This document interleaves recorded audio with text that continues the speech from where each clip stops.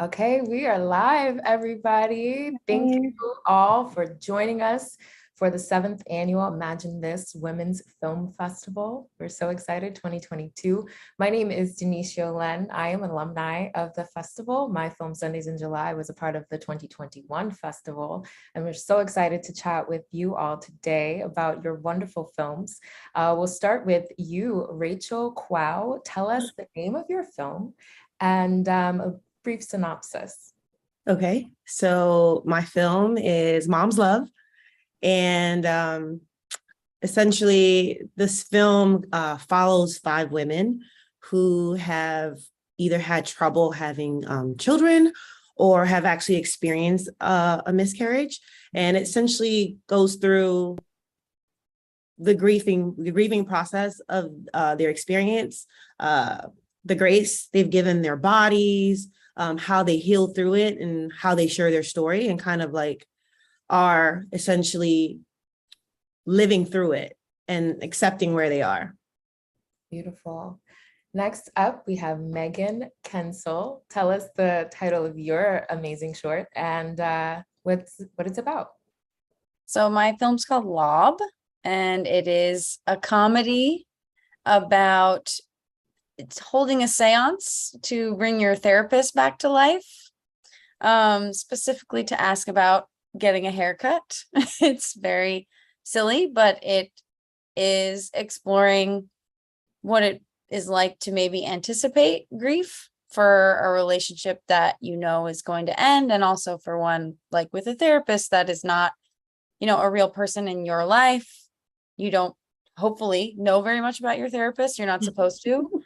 Um, but, I have had a long-standing relationship with a therapist who's just been really helpful to me, and she happens to be very funny. So she inspired this character, and yeah, that's what it's about.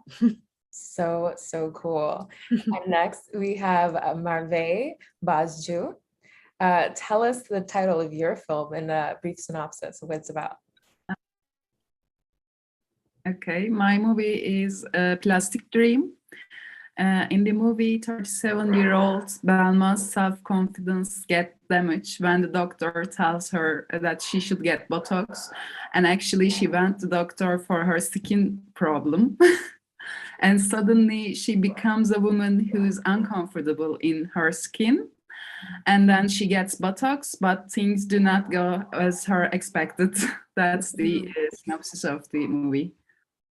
Wow, so intriguing. So let's kind of start with you, because you're in Turkey right now.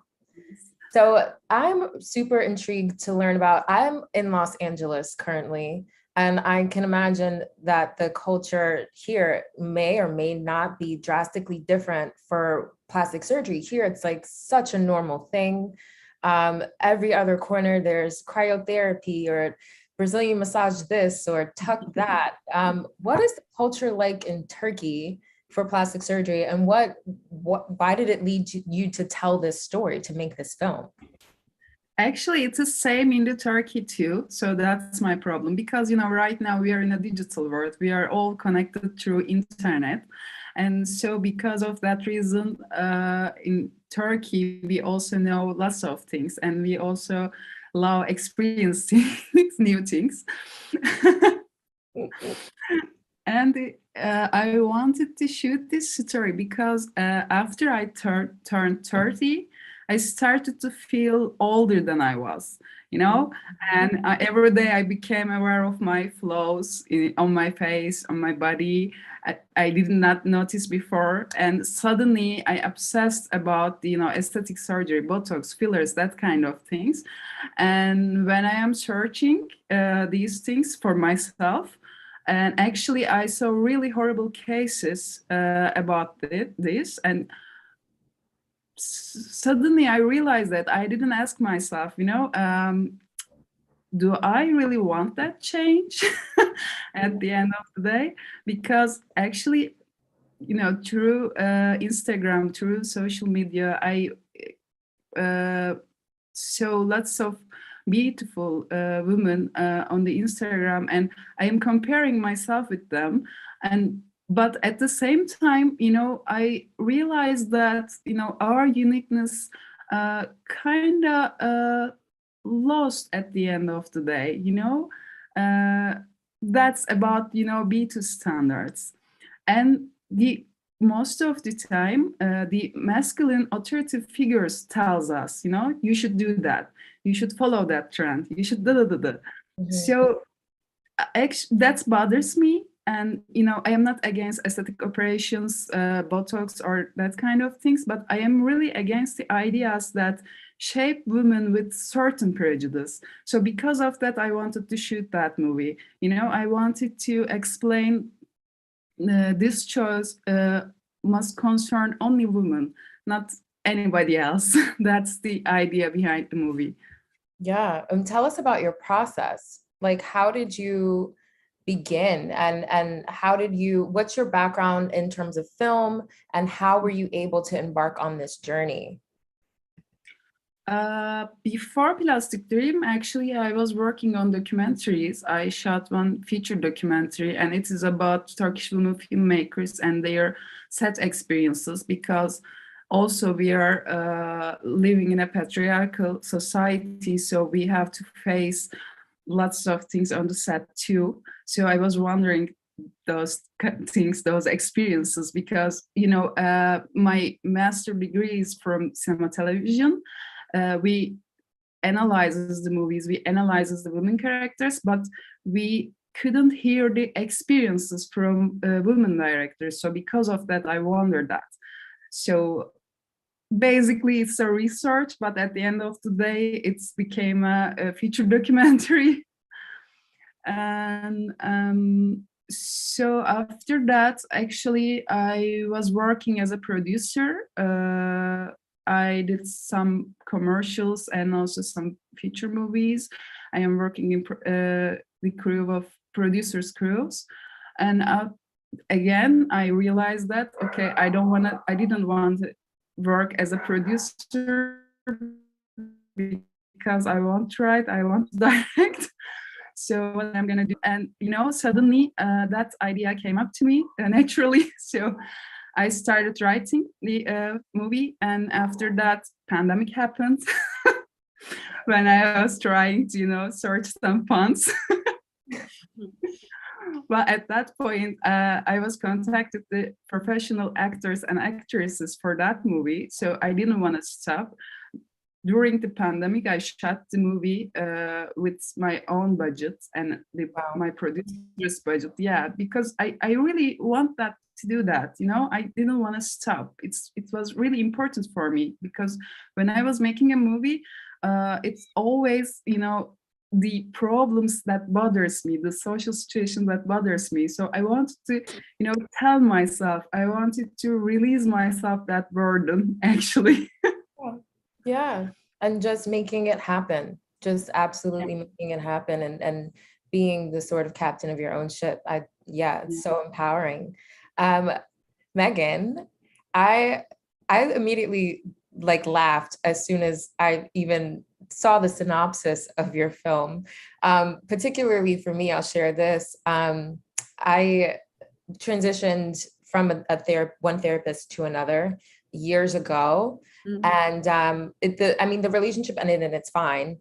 But I found myself being sad. And I was like, wait, what? Like that wasn't a friend. And gosh, maybe I'm sharing too much, but I cried a little. It felt like, oh my God, like I'm not going to see my friend anymore, And it's just really interesting to kind of dive into that sort of idea of, well, what if my therapist could come back? Or, so I would love to know, well, two things.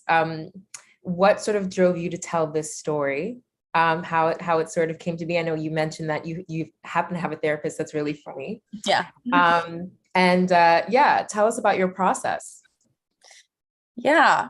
I mean, yeah, I totally relate to that. Obviously, like I have a lot of affection for her, but I don't know anything about her really. So the way that it started is something happened in my life that I was basically I have like a complicated relationship with my dad, and he got really sick. And obviously I have my therapist now, so I was able to talk to her about it, but it just was just like, what am I going to do like when he passes away? Because that's going to be really hard for me to process. I know it's like very deep, I know. but No, and then I made for an you. extremely silly film. But yeah, I was like, you know, my therapist isn't going to be around forever. She's older. She's been older since the time I met her, like a decade ago. Oh, wow. And I just started exploring that idea. And I thought, well, you know, what if I was so unable to process it, even with a new therapist, that I would want to call her back from the dead? Like, what would that look like? And I thought that was a fun idea. So that's where it started. And it was originally a little bit more dramatic, I would say, and more about the source, like of what was going on with my family. Mhm. But I just felt like it wasn't working. It was like trying to do too many things. So that's when I switched, and I was just like, what's the stupidest thing I ever brought up in therapy? And it was like, should I cut my hair short? Like, because I had long hair for most of my life. Obviously I did cut it. But yeah, this was many years, like probably like 5 years ago now. I was like, I think I want to cut my hair. And she's like, what's the big deal? So that, yeah. And I just sort of kind of wrote what that was like in real life, but in the context of her being gone. Mm. And it was actually very interesting. I sort of didn't tell my real therapist about this for a while. Like, she knew I was working on something, but I didn't tell her what it was about. And then finally I was like, so, okay, I gotta like confess, like I based a character on you. You know, I was like, is this weird? Like legitimately like asking, like, is this transference? And it was kind of surreal. Her response was very similar to the one that I had written and shot and edited. Like, it was kind of like, no, like it makes sense. Like, you've known me a long time. Like, this has been an important process for you. You've grown a lot. So it's okay to feel like attached to a certain degree and to be, and she was also like, it's okay for you to be worried about when I won't be your therapist anymore. She was really funny. She was like, but don't worry, I'm never going to retire. I love my job. Mm. So she's like, you know, I'm going to work until I truly can't work anymore. And I was like, wow, okay, cool. Yeah. It was a big relief to like confess it and have it be so not a big deal to her. Yeah. Yeah. And I immediately can see the tone. I can see the humor. I can see the levity. And I just love that sort of juxtaposition for something that can be Yeah. really difficult. And just in general in life, like goodbyes are never easy. And with that being said, Mom's Love touches on, I think the biggest sort of of the grief of motherhood and having troubles with conceiving. So what sort of led you to tell this story, Rachel? And how did you find your subjects for it? Because this is not a narrative, this is a documentary. So I basically was around, so I'm at that age where I have like I did like a short series on this where I talk about being single at a certain age and the pressures of when you're gonna have kids and having older sisters who already had kids, like at the age where I'm passing, and I'm like, okay. And so I started feeling those pressures. And then I also found out that I had like endometriosis, and I was like, what does this mean? And how does that, like, will this affect me when I'm ready? Because I'm not. So is this like making my situation even worse? So it was all these things. And then at the time I had friends who were all going through not similar things, but they were starting, to have kids, were married, and some who had all had a miscarriage or was struggling. we were all friends, but like I was the only one who knew this was happening to all of them. It was Wow. weird. Mm. So one was my sister, my best friend, and then friends that I've had over the years. And I just had a moment where I was like, I don't understand why this conversation is not coming up, because for us to all be friends or know of each other and not to know this is going on, it means that this is something that people are keeping, like they're either like very ashamed of, or, you know, have a, you know, just are not comfortable talking about it because there hasn't been that safe space to really have the conversation. And I remember talking to one of my friends, and she just felt like it was such a healing process, just even talking, like saying it out loud, that it had happened to her. Mm. And I thought, I need to give these women an opportunity to tell their stories and kind of have a moment to kind of heal from it, if it helps, or to connect with these other women, because they didn't know when I shot it all one day, but they didn't know that they were going to be there. So they were all kind of like in a different room, kind of hearing the story, like, oh my God, I didn't know she was going through this. And it was just like, or friends who were like, hey, when are you going to start having kids? And it's like, you don't know that they're trying, but they're having trouble. And so it was just this really powerful moment where they all kind of sat there and was like, I'm so sorry if I ever like push this on you, because I love you and your husband, and I want this for you guys, and didn't know you guys even were struggling. And it was something that was just rested on me to create. And I just felt like I really want, if this is so close in my community, it's everywhere. Like, Yeah, sure. it's just no one's really giving that platform for the discussion to happen. So I felt like I had to do it. And creating a support system for Mhm. women, because I feel like this sort of thing could become very insular and become very, well, like, okay, I just have to deal with this, or Mhm. me and my partner just has to deal with it. And I Mhm. think more than anything, what could sort of help is like the community of women who are also sort of going through it, Exactly. and having the ability to lean on each other. So Right. that's fantastic. What would you say is, I'm sure you learned many a thing doing this and in this process, but what's probably something that was the biggest thing you've learned, or the biggest sort of eye-opening moment for you in this process? Ooh. I would say just the importance of community. Mhm. Um, just because I even like, I have the subjects that were in it, like I said, many of them were my friends, like they, or people that I asked that when, because wasn't able to be a part of it. I remember this girl asking, hey, is there any way like you can send it to me, just because like I wasn't able to be a part of it, but like it's really important for me to like see this. And it was just, they all let me know how much it really helped with their healing process. Mhm. And that was like very big for me to just take away, like, wow, just having this girl time really like changed their lives. And, you know, I get the text every once in a while, like, I just watched it again. And oh my God, like one who has had her baby. And Mhm. she's like, I can't believe it. Like, thank you so much for doing this for me. Like, I just don't know. Like, it's really important for me to see it. And then I've had friends who, in the end, we talk about how they kind of given their body grace and kind of like have had to appreciate themselves, who are gone through another miscarriage since the film. And watching them kind of give advice to other women was like powerful. She was like, oh my God, it's like, I had to hear myself say it again. Like, your body's strong, you can do it. Like, it's okay, you know? And so that for me has just been like this overflow of like never ending appreciation from what they experienced and what they took from it has been big for me. And like, that's what I would say. So it's so powerful, Yeah. and so important.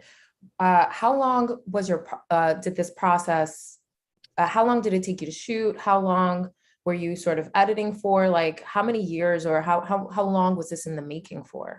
So I think I first had the idea maybe in 2019, because the short film or short series I created was called Love Love.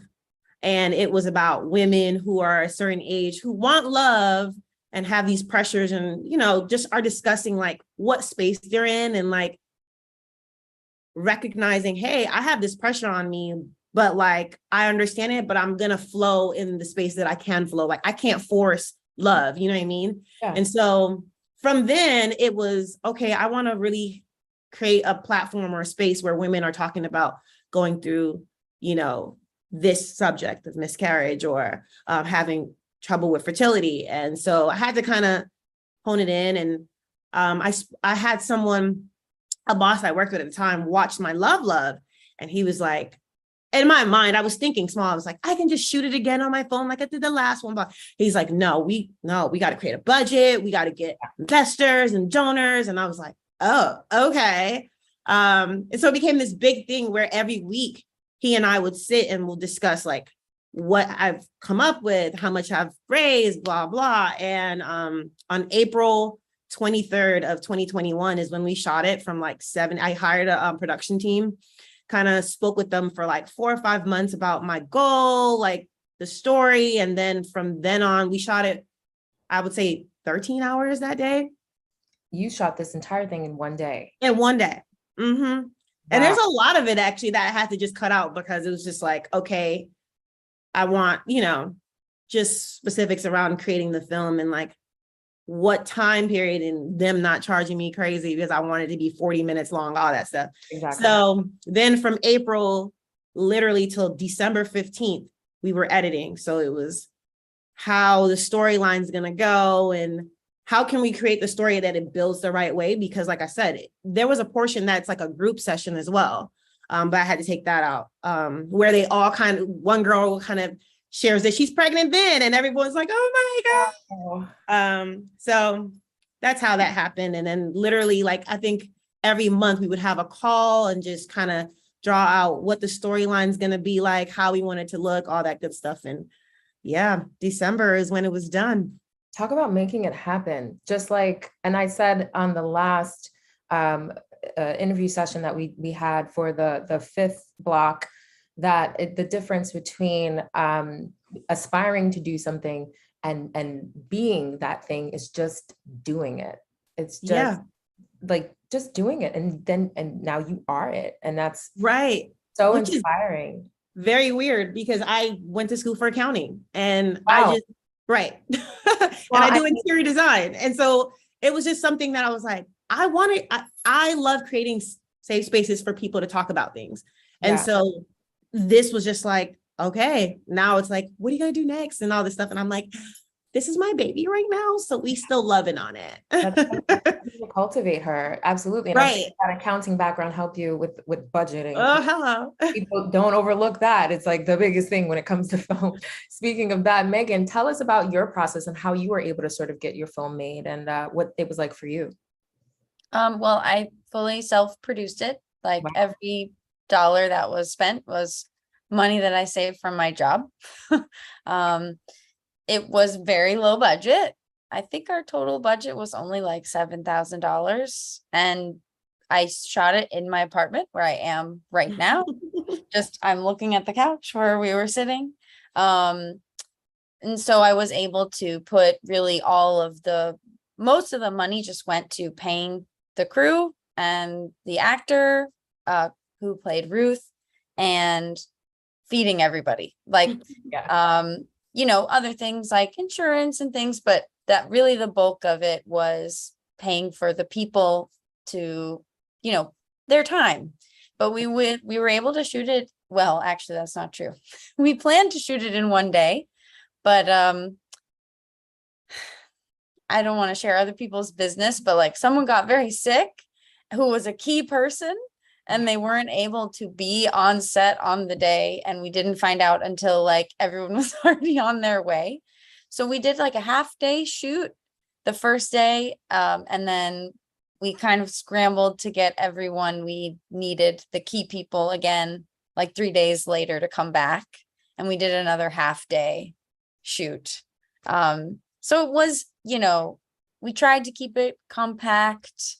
We worked with a lot of friends that we've worked with before. It was really just like me deciding like, I want to make something, why am I not making things? And I'm happy to say that I have continued to use the same model to make like really low budget short films since then. No, it looks so fantastic. And guys, I want to share with you, imagine this, PRODS.com is where you guys can find these films. It's not going to be up for that much longer. So I think you have until October 2nd to watch these fantastic films. Merve, how long was your process and how long did it take you to sort of execute this? And what was that like for you?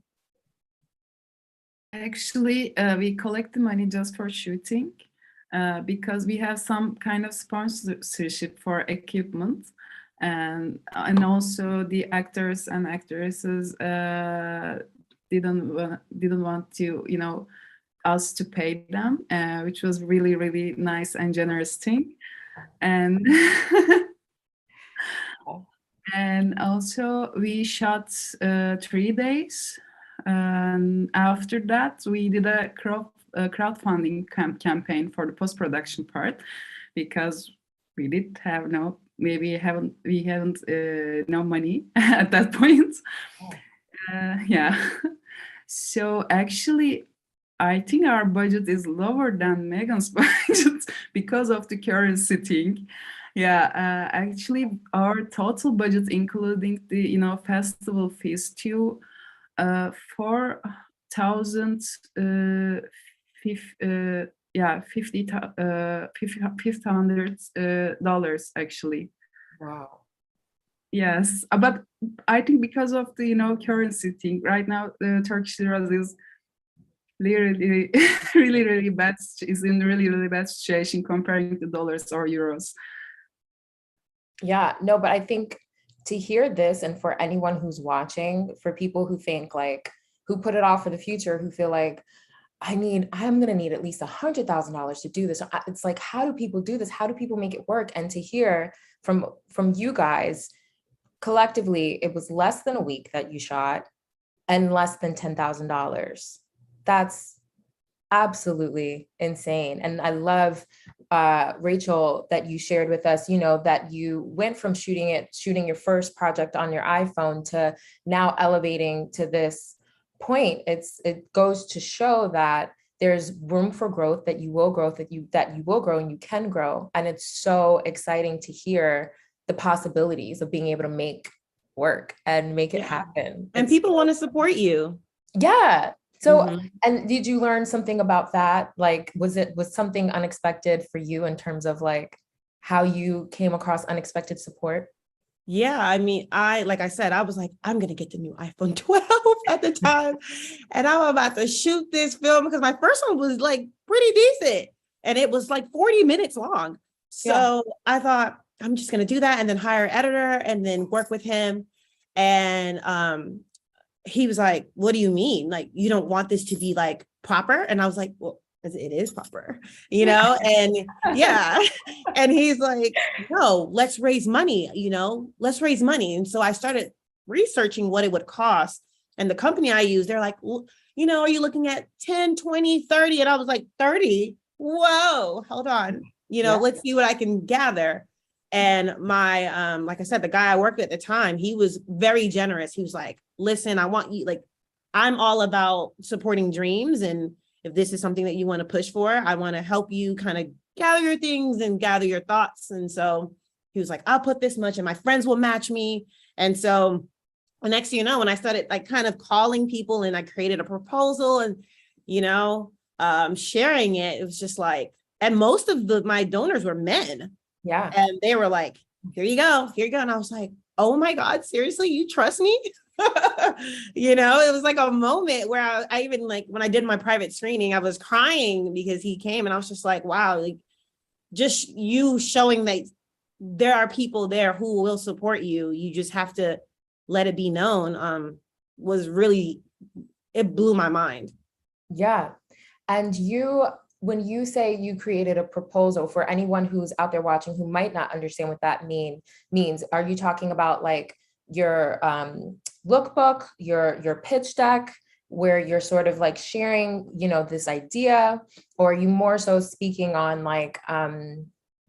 like, oh, looking for an investors and kind of creating the language, what their return might be. Because I think business wise, for a lot of people trying to raise funds for a film, it's difficult to speak, to ask people for money and really not have an idea as to how they're going to pay them back. So what was that like for you? Was it more just like asking for donations, or what was that process like? So for me, it was strictly donors. And so it was just like, hey, this is what I want to do.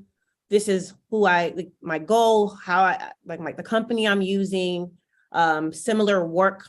And then essentially like kind of making it special, like, oh, if you donate more than this, you become a gold donor and you'll get this out of it. And, you know, tickets to the show, obviously, but just beefing it up in that way. But sending that and telling them the reason why, my why as well. So essentially giving them my why and then what the purpose was. And then just after I sent them, then I would call them and then redo it again. Yeah, So, for sure. hey, and then having an amount, because I remember talking to someone and she goes, How I need much? you to tell me how much you want. You Right. cannot just say, and I was like, oh, okay, $1,000, please. So yeah. That's It's like, huge. tell me, you need to let me know from the beginning in the first minute how much money you want me to give you. And I was just like, yes, Boom. ma'am. That is such a major key. Like, I think for anything in life, like knowing exactly what your ask is, getting to the point. And like you said, I love that you said that you started with the budget, like you started, and that's your accounting sort of, acumen, saying, okay, well, how much do we need? And sort of facilitating those conversations and making the ask not be like a thing, like, it's just like, no, just ask. And like you said, people want to support, and incentivizing the body of work. Right. The fact that this is the value, the way in which we're building community amongst women is the value. And this body of work is needed in the atmosphere. Guys, if you have not watched these films yet, please go to imaginethisprods.com. Like I said, they will still be up there until October 2nd. So as we begin to wrap things up with you guys, I would like to know two things from each of you. What are your goals? And B, how can we stay in contact with you? How can we stay abreast of your work? I mean, especially Rachel and everyone, as this festival comes to a close, if people want to follow up and if they don't get a chance to watch it, like what's the goal here? I guess I'll start. I mean, my biggest goal will be for it to be picked up on any documentary kind of platform or even on Netflix. But I think something I'm now starting to plan to work towards is to kind of go on a mini tour. Yeah. So that because at the end of the day, like the main goal is to bring community. And for that to work, it has to be like, hey, we're here in Atlanta.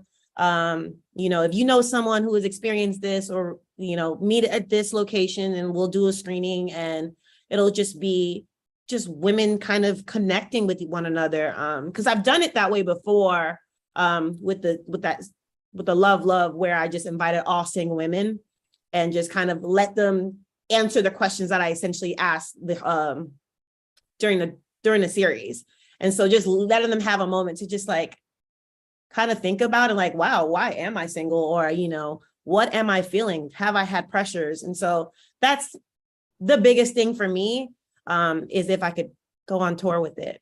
Yeah. Well, please let me know if you're in Los Angeles, because I will pull up and I would love to see in person, because this is such a needed film. And Megan, tell us what your goals are for the future. Yeah, for Lob is sort of it's had its full like festival life just about, and I'm very happy about that. But I'm making another short film, shooting it in November. I'm pre-production right now. It's another dark comedy, darker than Lob for sure. So I'm planning to do that and then hopefully shoot one more next year. But I'm also writing a feature that really the big goal is to make like a micro budget feature. Yes. I don't know when that will be. And certainly it will not be all of my own money because that doesn't exist. But that is the sort of long-term goal right now. Love it. And in terms of like keeping up with me, I'm at Megan_pencil on social media. And yeah, I just share stuff I'm working on there. Love it. And Rachel, what's your Instagram? Tell us. My Instagram is at Rachel. Last name is KWAW, pronounced Quow, like wow. Yes. Quow. Okay. At Rachel Quow. Yes. And Merve, tell us what your goals are and definitely how we can stay abreast with your work. Actually, I think my biggest goal is, to build a sustainable career for me because, right now, I think we are all in between jobs, we are working some jobs and other times, we are superhero filmmakers, kind of. So that's my biggest goal, actually. And, right now, I am working on one short. It's in finance development right now, which is going really good. I'm happy for that. And also, I am working on my first fiction feature. And also at some point, actually, I wanted to create a platform for especially young women filmmakers, because whenever I watched a movie from a female filmmaker, I see much deeper women characters, and I love it. I think world need us. So because of that.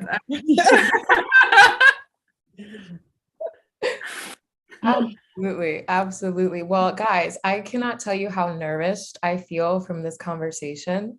I'm in Los Angeles. It's about 10:43. I haven't even had breakfast, but I feel so nourished from this conversation. I am going to have a smoothie after this. Thank you for not only sitting with us today and sharing your light and your passion and your work, but also being the champions of making work and making it happen and showing other people that it's possible, because so much can get in the way. But when we have these conversations of people who've done it, who've made it happen, that might be the push for someone else to sort of just say, all right, let's keep going, or let's get this going. And the talk back for Block 5, I told them, I said, it's almost like trying to push a boulder off of a hill. And it's kind of like, once you could just get it off the hill, then it just starts to roll. Right. And love begets love. So thank you. You guys are so fantastic. And thank you, Merve, for joining us all the way from Turkey. This is so cool. This is so cool. We're so lucky. I'm really happy to be part of the festival. Yes. Merve, did you share with us your Instagram? No, actually, my all social media accounts is my name and surname. That's all. Okay, great. So guys, again, imagine this, PRODS.com. Please check out these films, follow the schedule, get your tickets, and learn more about these amazing filmmakers and get a chance to get to know their work. Thank you so much again for sharing your time with us today, guys. Thank you.